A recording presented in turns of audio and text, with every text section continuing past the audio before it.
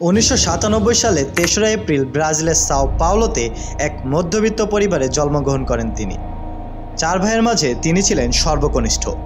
তার যখন 4 বছর বয়স, তার বাবা তাদের পরিবারকে রেখে দ্বিতীয় বিবাহ করে নেন। পরবর্তীতে তার বাবা পরিবারের সাথে যোগাযোগ বন্ধ করে দেয়। 4 সন্তানের পরিবারের হাল ধরতে কাজে নেমে পড়ে তার মা।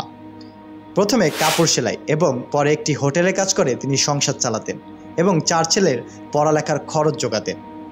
যার কথা বলছি তিনি আর কেউ না, ব্রাজিলের তারকা ফুটবলার গ্যাব্রিয়েল জেসুস। সেই ছোটবেলার অর্থকষ্ট আজ তাকে তারকা করে তুলেছে। তবে সবার ভাগ্যেই কি এমনটা জোটে?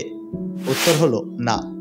30%-এর বেশি মধ্যবিত্ত পরিবারের সন্তানেরা অর্থকষ্টে জর্জরিত হয়ে মানসিক হতাশায় ভোগে, যার মধ্যে 2% বেছে নেয় অন্যায়ের পথ, গড়ে তোলে পাপের সাম্রাজ্য।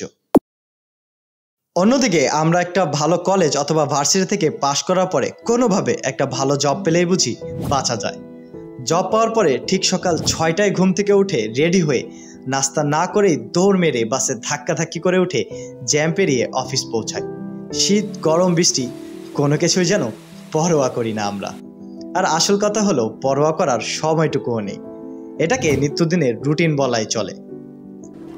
সকাল 9টা থেকে নিজেকে উজাড় করে দিয়ে খেটে ঠিক সন্ধ্যা 6টায় বের হয়ে আবার সেই বাসে ধাক্কাধাক্কি করে উঠে জ্যাম পেরিয়ে বাসায় যাওয়া। প্রত্যেক মাসে কিছু টাকা সেভিংস করার জন্য বেশ জমজমাট যুদ্ধও করা লাগে। পরবর্তী বেতন কবে আসবে এই চিন্তায় রাতের ঘুমও বিসর্জন দিতে হয়। আবার যখন ফোনে স্যালারি ঢোকার মেসেজ আসে তৎক্ষণাৎ খুশি না হয়ে গম্ভীর চিন্তায় পড়া লাগে এই ভেবে যে এই মাস কিভাবে চলা যায় এই টাকায়। বাচ্চা কাচ্চার পড়াশোনার খরচ, ঢাকা শহরে জীবনযাত্রার বাড়তি ব্যয়, আত্মীয় স্বজন, সামাজিকতা, চিকিৎসা আরও নানাবিধ জিনিস কিভাবে এই টাকায় করা যায় তা নিয়ে তো বাড়তি চিন্তা আছেই। এইরকম কি মনে হয়েছে যে চাকরিটা বদলানো দরকার? কারণ খুব কম বেতন দিচ্ছে কোম্পানি, প্রত্যেক মাসের ক্রেডিট কার্ডের বিল, ঘর ভাড়া, কিস্তি আরও নানা দিকের বিবেচনায় অঙ্কটি কি খুব ছোট মনে হয়?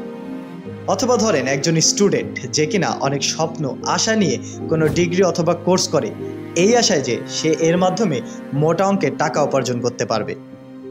তার নিজের তো কোনো সেভিংস নেই, প্রতিনিয়ত স্যাক্রিফাইস করেই যাচ্ছে। এখন এটা পছন্দের খাবার হোক অথবা জামা, মা বাবার জন্য কোনো গিফট হোক অথবা নিজের জন্য নতুন জুতা। রিচ লাইফ, লাক্সারি লাইফ স্বপ্নেরও স্বপ্নে মনে হয়, তাই না? ধনী ব্যক্তিদের দেখে নিজের কাছে প্রশ্ন ওঠে তারা কিভাবে করলো। বিশেষ করে যারা কম বয়সে সেই রিচ লাইফ উপভোগ করছে তাদের দেখে নিজের উপর রাগ ওঠে, তাই তো? নিজের ভাগ্যকে দোষারোপ করেন। তাদের ভাগ্য কত ভালো, তারা তো সোনার চামচ মুখে নিয়ে জন্মেছে। টাকাই কি সব নাকি? টাকা দিয়ে কি মানুষ বড় হয় নাকি? সব সমস্যার মূল হলো টাকা। আমি হয়তো তাদের মতো স্মার্ট না, আরে আমার ভাগ্যটাই খারাপ। একটা বড় ডুপ্লেক্স বাড়ি, পাশে সুইমিং পুল, সুন্দর অভাবমুক্ত পরিবার, পুরো পৃথিবী ঘোরার স্বপ্ন যেন স্বপ্নই থেকে যাবে। একটা কঠিন বাস্তবতা ঘুরতে থাকে মাথায়, সবকিছুই যেন হারিয়ে ফেলছেন টাকার অভাবে, তাই না? বেশি টাকা মানেই কি বেশি সুখ, বেশি আনন্দ? মানুষ টাকার পেছনে ছুটছে, মানুষ সুখের পেছনে ছুটছে। তাহলে যার টাকা আছে সেই কি সুখী? যদি তাই হয় তবে টাকাওয়ালা অনেক মানুষ রাতে নিশ্চিন্তে ঘুমাতে পারে না কেন? ক্লাবে ক্লাবে ঘুরে অস্থির জীবনযাপন করে কেন? অনেক ধনী মানুষের সন্তান বকে যায় কেন? দাম্পত্য সম্পর্ক নষ্ট হয় কেন? সেই সব টাকাওয়ালা পরিবারের নারী ও শিশু নির্যাতিত হয় কেন? সর্বোপরি টাকা দিয়ে কল্যাণ ও শান্তি কেনা যায় না কেন? 2010 সালে নোবেল পুরস্কার জয়ী অর্থনীতিবিদ ও মনোবিজ্ঞানী ড্যানিয়েল কাহনিম্যান একটি থিওরি দিয়েছেন যে টাকার একটি হ্যাপিনেস প্লাটু বা সুখ অনুভব করার শক্তি রয়েছে, তবে সেটাও নিয়ন্ত্রিত। তিনি বলেছেন একবার যদি কেউ বছরে 24 লাখ টাকা আয় করে, এরপর তিনি যতই আয় বাড়াক না কেন সুখ কিন্তু সেই অনুপাতে বাড়বে না।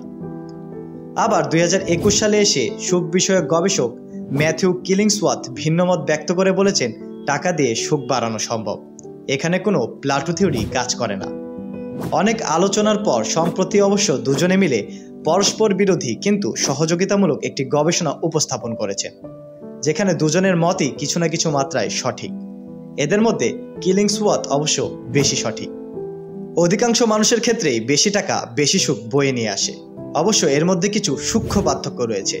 যেমন কেউ যদি চরমভাবে অসুখী থাকে তাহলে হয়তো আয় বাড়লে তার সুখ কিছুটা বাড়বে, কিন্তু আকস্মিকভাবে তা বন্ধও হয়ে যেতে পারে।